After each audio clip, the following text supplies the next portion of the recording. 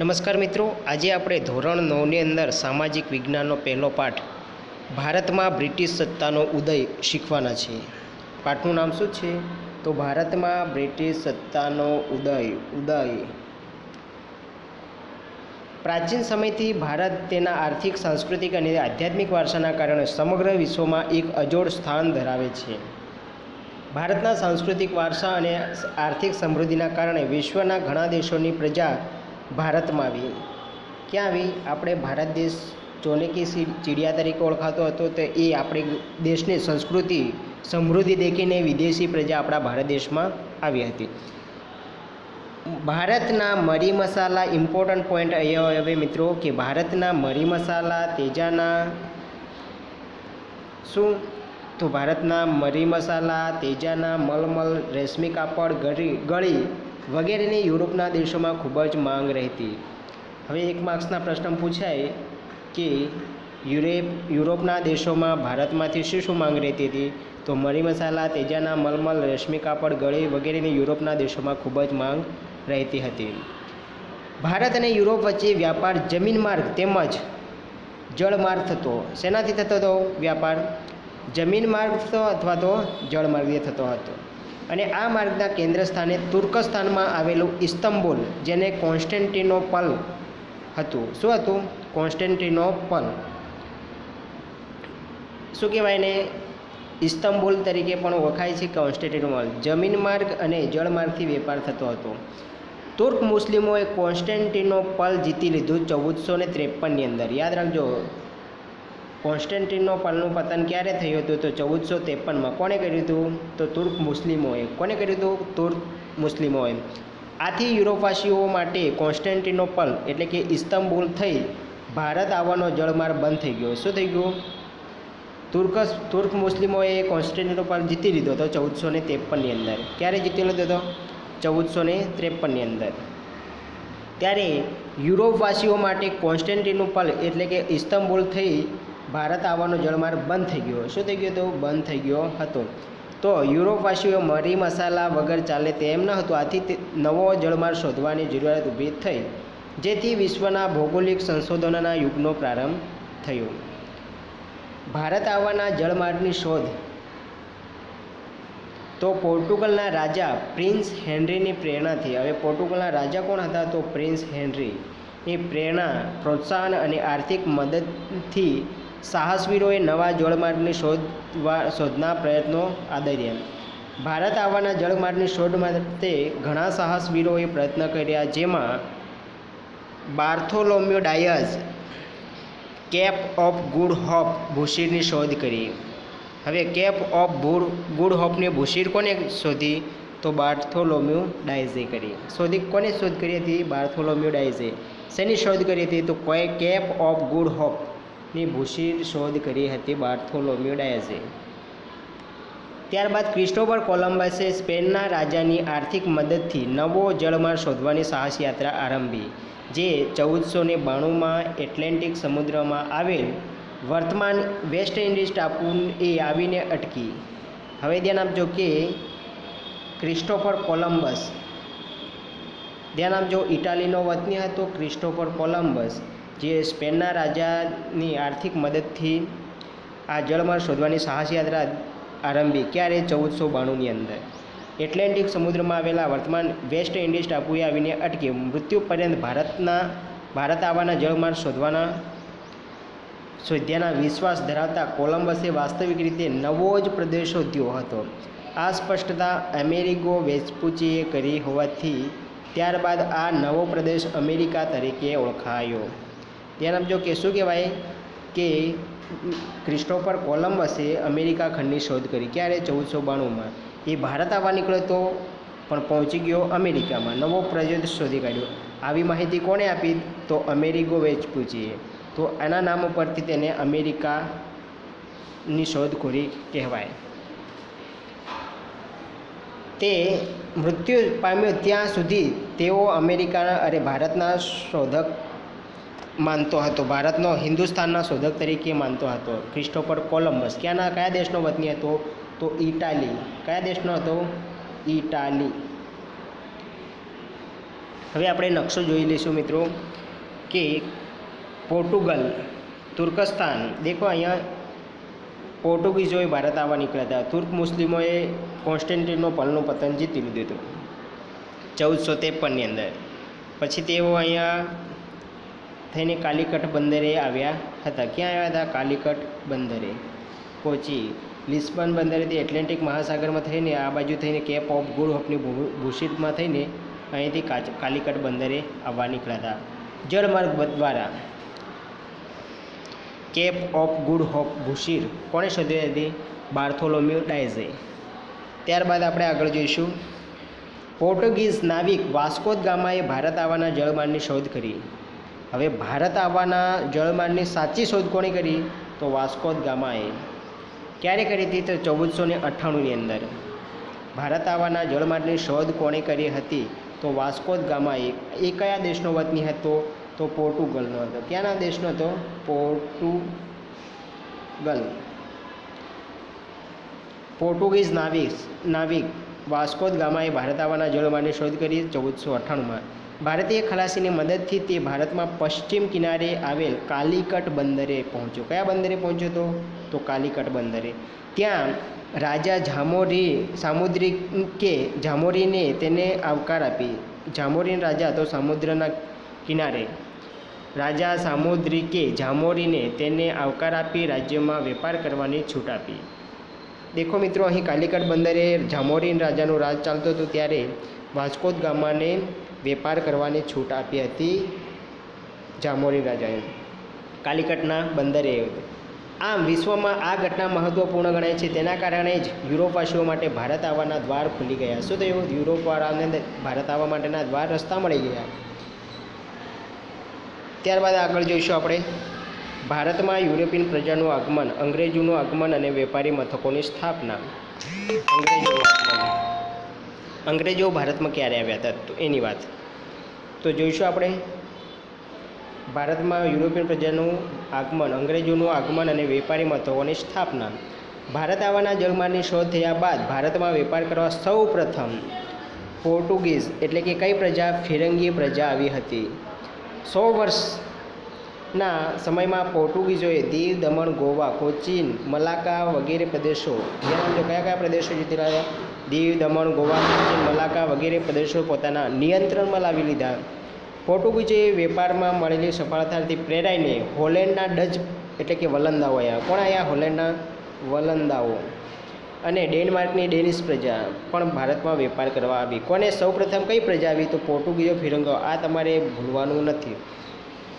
એને દેખીને પ્રેરાઈને હોલેન્ડની ડચ પ્રજાઓ આવી. પછી ડેનમાર્કની ડેનિશ પ્રજા પણ ભારતમાં વેપાર કરવા આવી. ઇંગ્લેન્ડના વેપારીઓએ ભારત સાથે વેપાર કરવા ઈસ્ટ ઇન્ડિયા કંપનીની સ્થાપના કરી. ઈસ્ટ ઇન્ડિયાની કંપનીની સ્થાપના કરી તો ઇંગ્લેન્ડના વેપારીઓ કરી હતી. કોને કરી હતી? ઇંગ્લેન્ડના વેપારીઓએ ઈસ્ટ ઇન્ડિયા કંપનીની સ્થાપના કરી. ક્યારે? તો 1600માં. ઈસવીસન 1600માં ઇંગ્લેન્ડની રાણી એલિઝાબેથ ઈસ્ટ ઇન્ડિયા કંપનીને પૂર્વના દેશો સાથે વેપાર કરવાના પરવાનગી આપતા 1608માં કંપનીનું પ્રથમ વહાણ કપ્તાન વિલિયમ. હવે કોણ હતો વિલિયમ? 1608માં કંપનીનું પ્રથમ વહાણ કપ્તાન વિલિયમ હોકિન્સનની આગેવાની હેઠળ સુરત આવ્યું. ક્યાં આવ્યું હતું? સુરતની અંદર આવ્યું હતું. પરંતુ તેને ફિરંગીઓના વર્ચસ્વ અને વિરોધના કારણે વેપાર કરવાની પરવાનગી મળી શકી નહીં. વિલિયમ હોકિન્સનને પરવાનગી મળી ન હતી. 1608ની અંદર સુરતમાં આવ્યો હતો. આખરે ઈસ્ટ ઇન્ડિયા કંપનીને મુઘલ બાદશાહ શાહ જહાંગીર તરફથી વેપાર કરવાનો પરવાનગો મળતા સુરતમાં બ્રિટિશ ઈસ્ટ ઇન્ડિયા કંપની. ધ્યાન આપજો કે અહીં મુઘલ બાદશાહ જહાંગીરે વેપાર કરવા માટે છૂટ આપી. કોણ હતો મુઘલ બાદશાહ? જહાંગીર.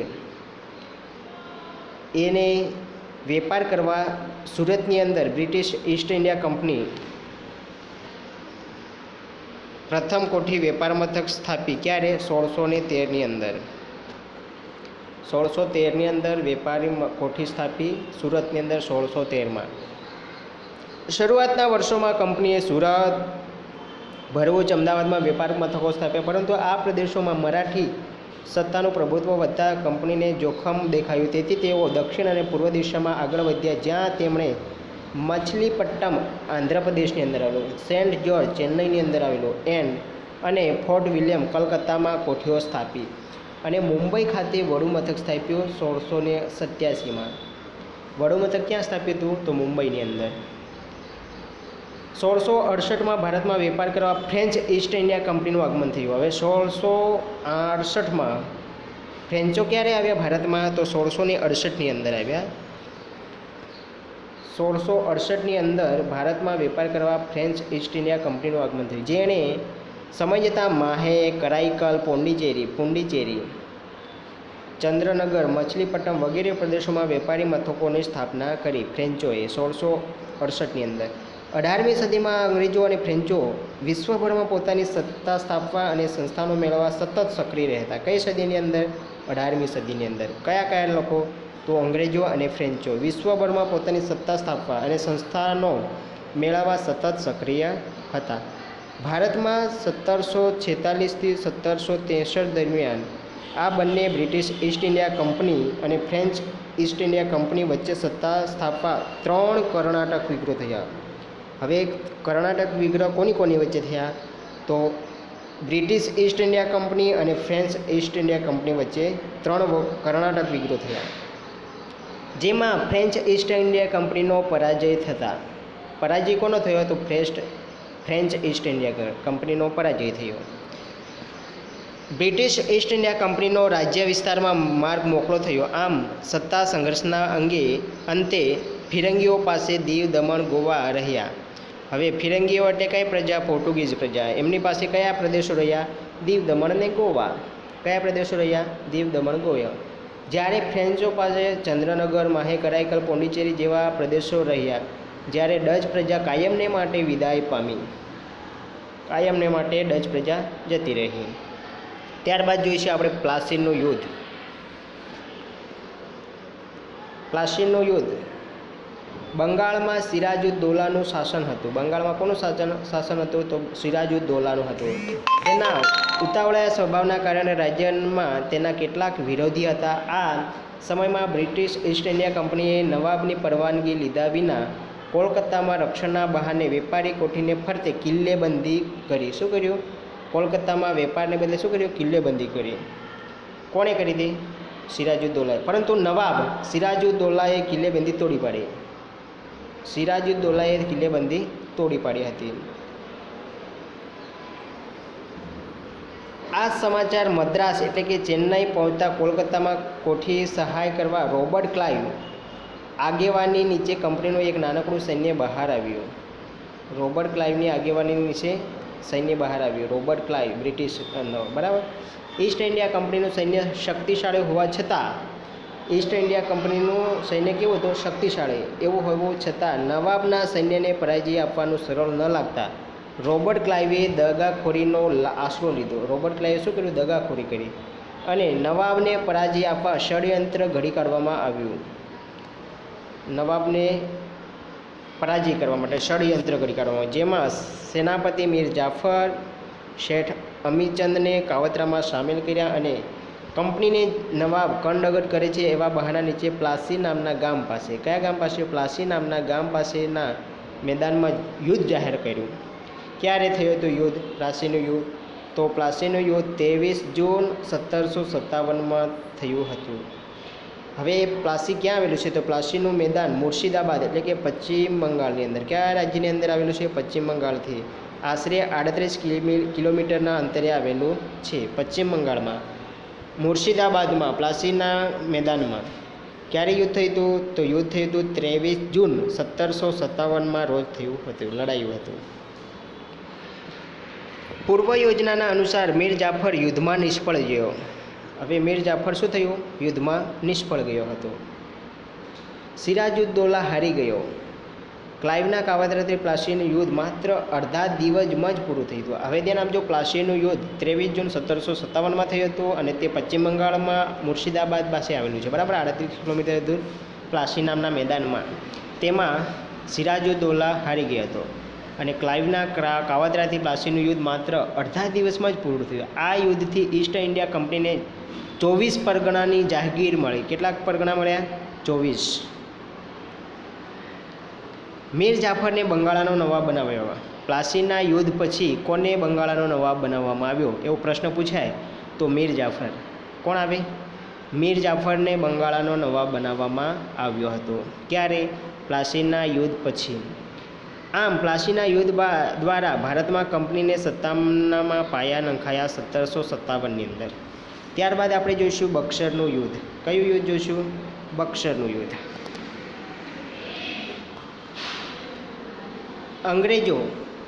બક્સરનું યુદ્ધ અંગ્રેજોએ મીર જાફરને બંગાળનો નવાબ બનાવ્યો. કોને બનાવ્યો? મીર જાફરને. તેની પાસેથી જુદા જુદા બહાના નીચે પુષ્કળ ધન મેળવ્યું અને વધુ અધિકારો મેળવવાની લાલચમાં ઈસ્ટ ઇન્ડિયા કંપનીએ મીર જાફરને ખસેડીને મીર કાસિમને નવાબ બનાવ્યો. ધ્યાન આપજો કે અહીં બંગાળનો નવાબ મીર જાફર હતો, એને ખસેડી નાખ્યો અને એની જગ્યાએ કોને બંગાળનો નવાબ બન્યો? મીર કાસિમને. કંપની માટે મીર કાસિમ તો મીર જાફર કરતાં વધુ મહત્વાકાંક્ષી સાબિત થયો. તેથી મીર કાસિમને કંપનીનો ડર લાગ્યો અને તેથી મીર કાસિમને ઉથલાવીને ફરીથી મીર જાફરને નવાબ બનાવવામાં આવ્યો. શું કરવામાં આવ્યો? મીર કાસિમને કાઢી નાખી અને મીર જાફરને ફરી બંગાળનો નવાબ બનાવવામાં આવ્યો.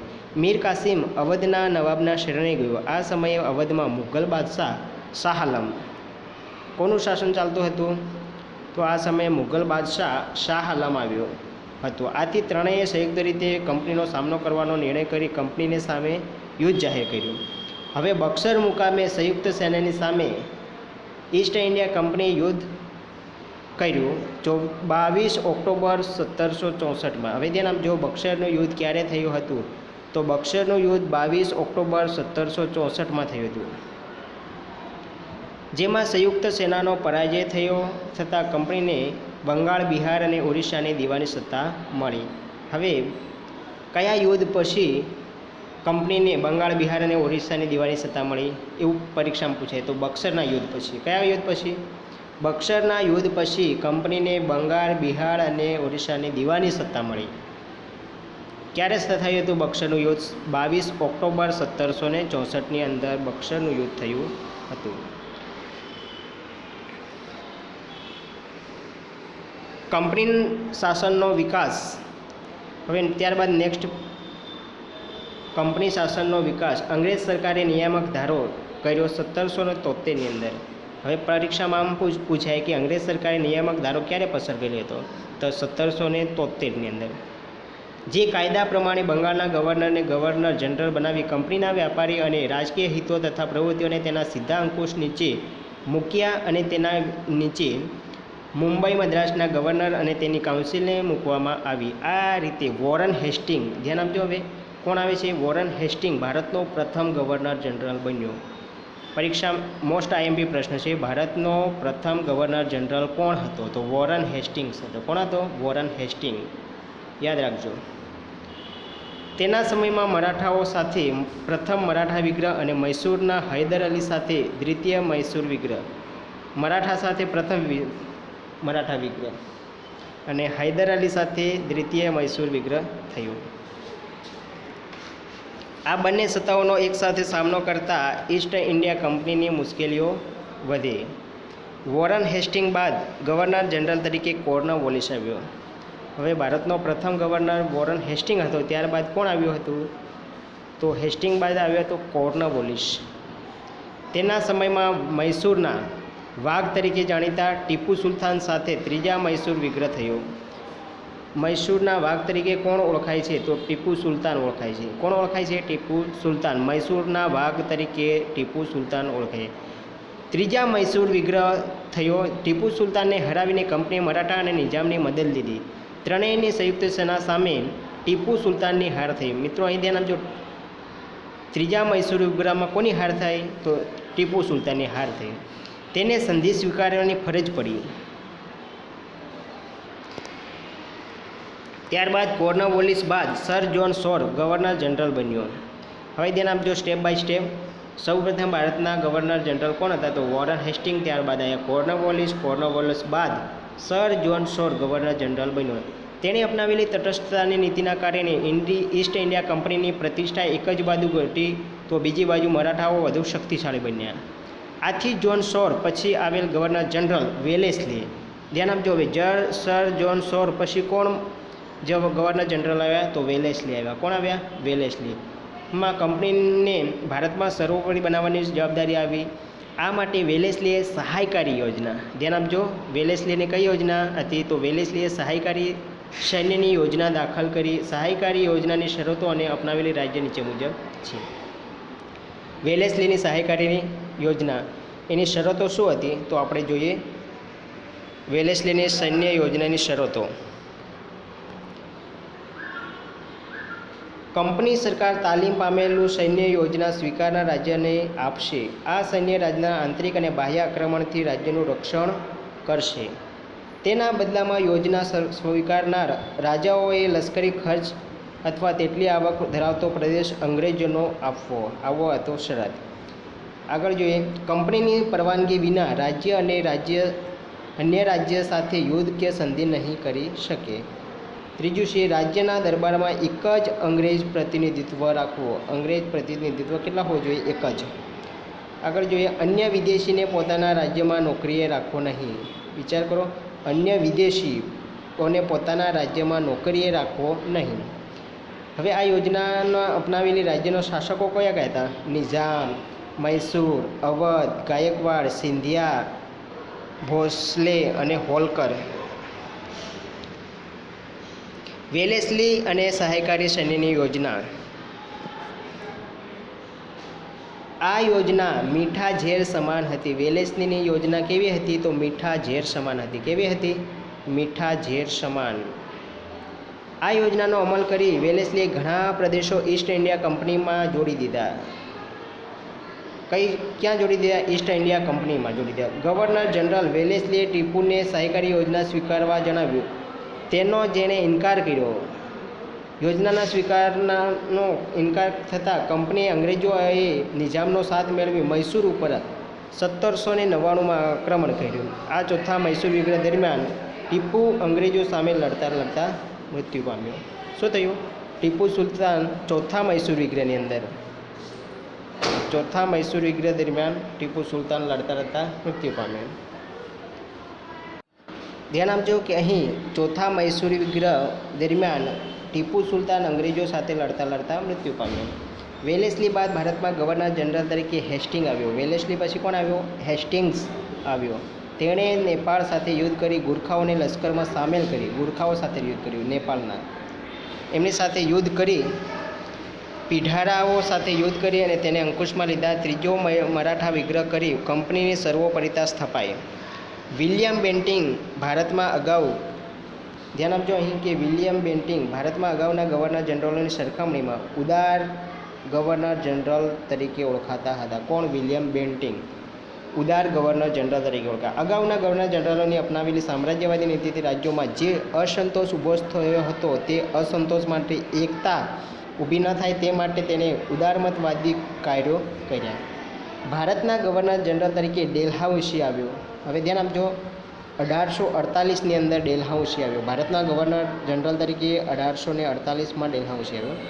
તે ઉગ્ર સામ્રાજ્યવાદી માનસ ધરાવતો હતો. તેણે સામ્રાજ્યવાદી નીતિને પોષવા અને કંપનીનો રાજ્ય વિસ્તાર વધારવા જીત, જપ્તી અને ખાલસા નીતિ અપનાવી.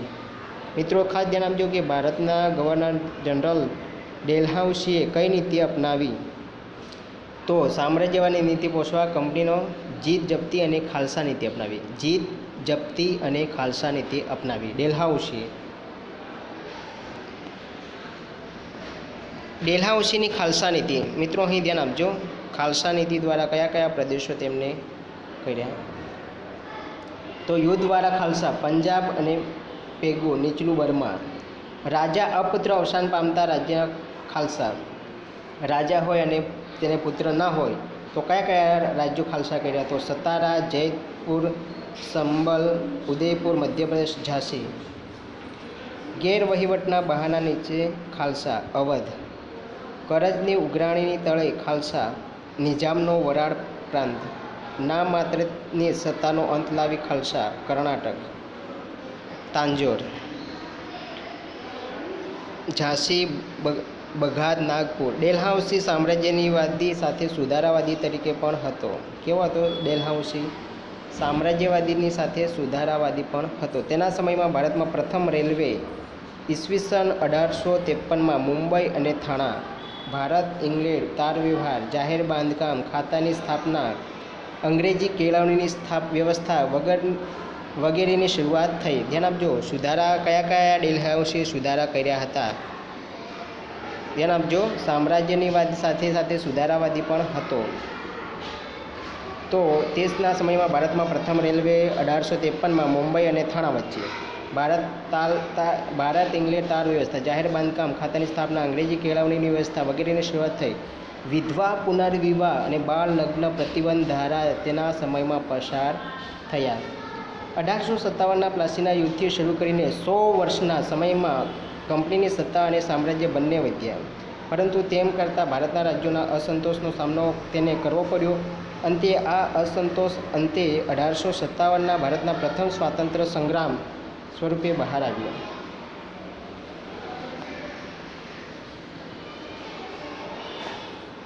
કંપની શાસનની આર્થિક અસરો. જ્યારે આપણે કંપનીની શાસનનો સર્વૈયો તૈયાર કરીએ ત્યારે ખ્યાલ આવે છે કે ભારત દેશ જે છેલ્લી સદીઓથી દુનિયાના દેશોમાં આર્થિક રીતે ગૌરવભર્યું સ્થાન ભોગવતો હતો, તે કંપનીની શાસનના 100 વર્ષના શાસનકાળમાં ઇંગ્લેન્ડ માટે કાચો માલ પેદા કરનાર અને કારખાનામાં તૈયાર થયેલ માલ માટે બજારની ગરજ સારનારા દેશ બનાવી દીધો.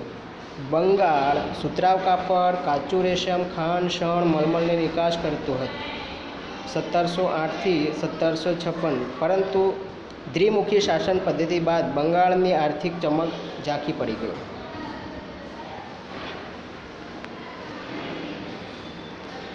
કંપનીની અન્યાયી મહેસૂલી નીતિની ભારતના ખેડૂત પાયમાલ અને દેવાદાર બની ગયો. ધ્યાન આપજો અહીં કે કંપનીની અન્યાયી મહેસૂલી નીતિથી ભારતનો ખેડૂત પાયમાલ અને દેવાદાર બન્યો.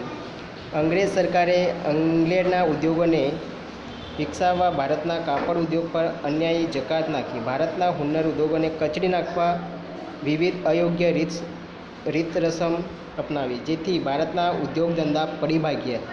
ભારતનો કારીગર ગરીબ અને બેરોજગારી બન્યો. કંપનીના વેપારીઓને ખાનગી